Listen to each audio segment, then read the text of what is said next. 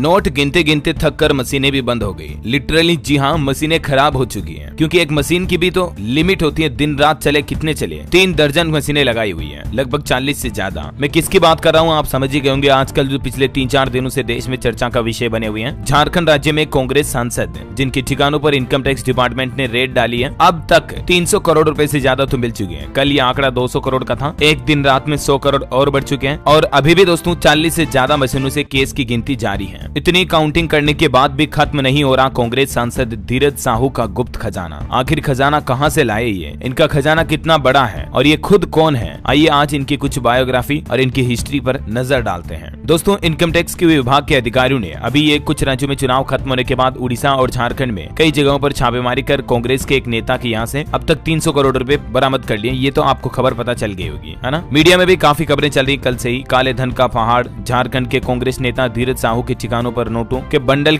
निकल रहे हैं, अलमारियां भरी हुई हैं। लिटरली ये तस्वीरें देखिए जरा आप, कितनी गड्डियां और बंडल हैं। बताया जा रहा है कि अभी तो नोटों को गिनने में 2 दिन और लगेंगे। 50 मशीनें लगी हुई, उसके बावजूद भी कई बड़ी मशीनें और मंगाई गई हैं। और आपको पता होगा, इस घटना के बाद कल देश के प्रधानमंत्री नरेंद्र मोदी ने भी ट्वीट करते हुए लिखा था कि कांग्रेस के घोटालों के करोड़ों रुपए अब निकल रहे हैं। जनता से जो लूटा उसकी पाई पाई लौटानी होगी, ये मोदी की गारंटी है। पीएम मोदी ने अपने ट्वीट में लिखा कि देशवासी इन नोटों के ढेर को जरूर देखें और फिर इन नेताओं की ईमानदारी के भाषण को सुने। जनता से जो लूटा है वो मोदी की गारंटी है कि वापस लौट आएगा। खैर, राजनीतिक बातें चीतें तो चलती ही रहेगी। ये जो हमारे सांसद साहब हैं, इनको एक तो शूटिंग का बहुत शौक है, निशानेबाजी का। तो चलिए शुरुआत से शुरू करते हैं। नाम है इनका धीरज साहू। कौन है आखिर धीरज साहू? जन्म 23 नवंबर 1955 को झारखंड के रांची शहर में। धीरज प्रसाद साहू के पिता का नाम राय साहब बलदेव साहू और माता का नाम सुशीला देवी। ये रांची के मारवाड़ी कॉलेज से बीए तक की पढ़ाई की इन्होंने। 3 बार राज्यसभा सांसद रह चुके हैं। धीरज खुद को अपने आप को एक कारोबारी भी बताते हैं। इनके पिता राय साहब बलदेव स्वतंत्रता की लड़ाई में भी शामिल रहे। आजादी के वक्त से मतलब इनका परिवार कांग्रेस से जुड़ा हुआ है। और धीरज ने भी अपने राजनीतिक करियर की शुरुआत यूथ कांग्रेस से की, जब पहली बार 1977 में लोहरदगा जिला यूथ कांग्रेस में धीरज शामिल हुए। इनके भाई शिव प्रसाद साहू भी रांची से 2 बार कांग्रेस के टिकट पर लोकसभा सांसद रह चुके हैं। 2018 में दायर हलफनामे में अपनी संपत्ति 34 करोड़ रुपए बताई थी इन्होंने और 2 करोड़ रुपए की चल संपत्ति भी बताई थी। लेकिन अभी अचानक देखिए ऐसा क्या हो गया कि नोटों के ढेर लग गए, बंडल लग गए, पहाड़ लग गए।